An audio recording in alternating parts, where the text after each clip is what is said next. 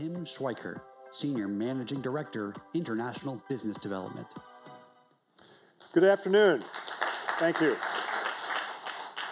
I told KR, I said, I am so looking forward to this investor meeting because we have made so much progress since our last meeting a year ago in not only our international business, but in energizing transportation. So I'm really excited to be here today with you.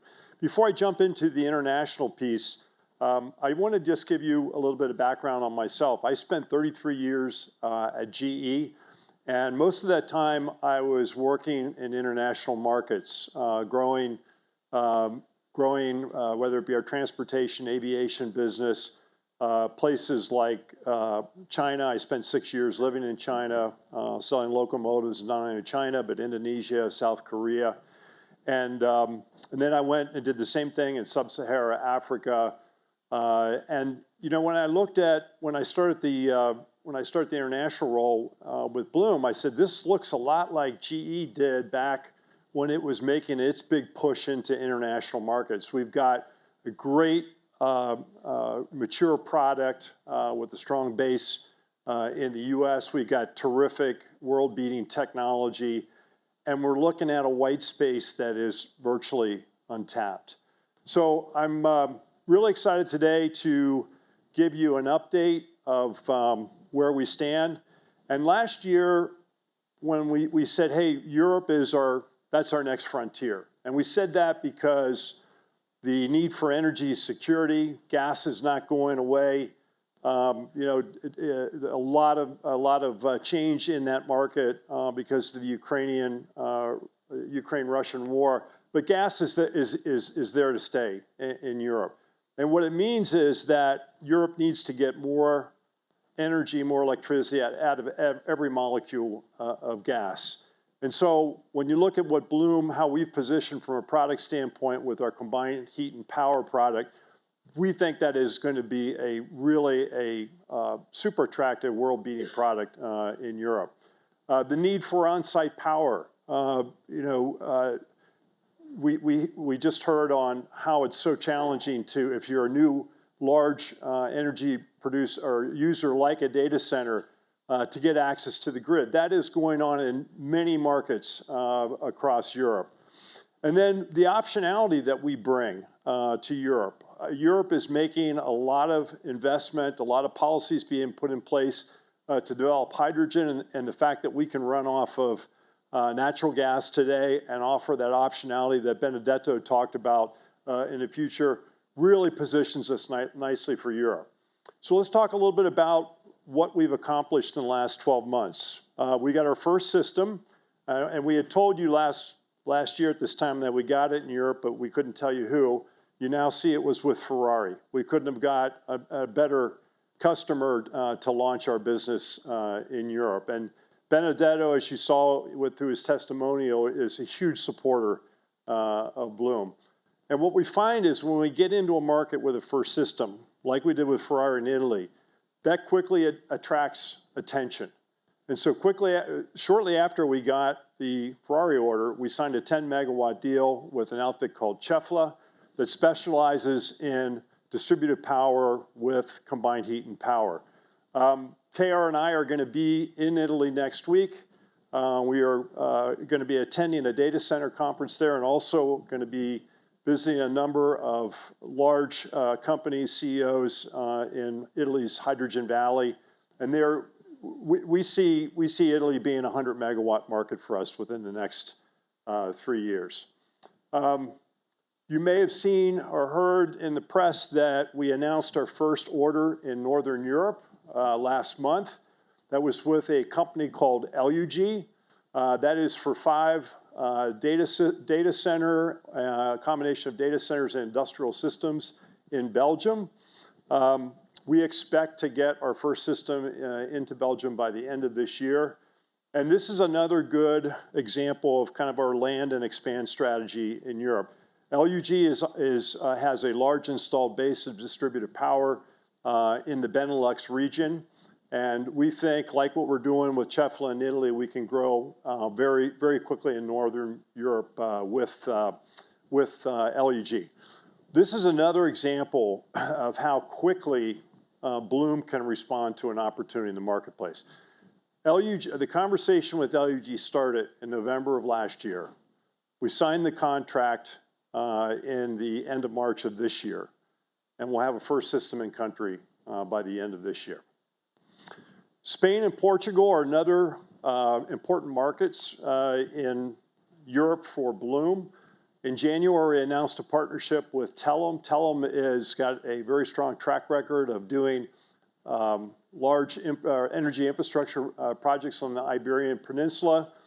We think that we are really well positioned in Portugal and Spain because of the large renewable base of energy there and the government policies being put in place to make Spain and Portugal large exporters of green energy. I'm going to switch focus now away from Europe to Asia, and I want to talk a little bit about Taiwan.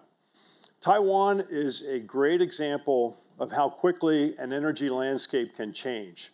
It has been, typically Taiwan was a market that we weren't even looking at. It had typically been, the grid had been very stable there and reliable. But over the last 18 to 24 months, because of a number of coal plants and nuclear plants being shut down, the grid has become much less reliable. There's been a number of high-profile outages. And so the government has responded by putting tariff increases in place for heavy electricity users, 5 megawatts and above, that goes into place next month. That basically doubles their tariff above 5 megawatts if those large energy users don't invest in distributed power. So we were able to get our first deal signed in Taiwan with an outfit called Unimicron. Again, this is another great example of how quickly we could respond. We first started our discussions in July of last year with Unimicron. We signed an order in December. Those first systems will be up and running, commissioned next month in Taiwan. And again, like I talked about in Italy, we think this is going to be a catalyst for significant growth in Taiwan, and we expect this market to be another 100 megawatt size market within the next 3 years.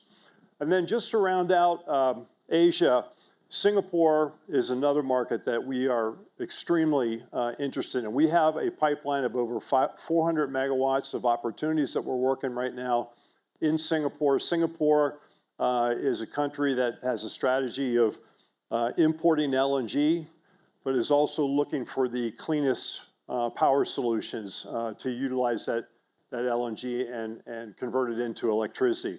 We think with our carbon capture technology that we are really well positioned to win in Singapore. Okay, I'm going to switch gears now and talk a little bit about what we've done in the marine business.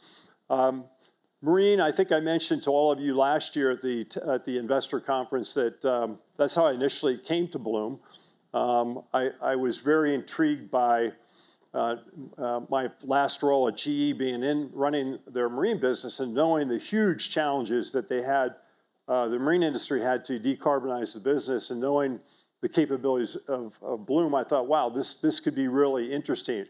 And within a very short time, we made a lot of progress. Since our meeting last year, we installed our first system on the World Europa. You may be familiar with this vessel because it had its first port of call on its maiden voyage at Doha, where it housed France's team and other guests for the World Cup. The system is performing extremely well. We're delivering on all of our objectives relative to safety, reliability, and efficiency. And the system is giving us a wealth of information and learning that is going to allow us to iterate on our initial design to really make our product even more attractive to the marine industry. We're seeing our strongest interest from the cruise sector. And when you think about it, if you're in the cruise industry, you're going to spend $1 billion plus on a single vessel. And the thing that is probably top of mind from a risk standpoint is, where am I going to be able to sail that vessel over the lifetime of that vessel, 25 years? Particularly with all the regulation and regional regulation is being put into place in terms of emissions. What they like about our product is the future-proof aspect of it. We can run on LNG today, and when green methanol, green ammonia, or hydrogen becomes a more prolific or relevant fuel for marine, our systems are ready for those fuels. So the versatility of our platform has tremendous potential to energize the transportation sector.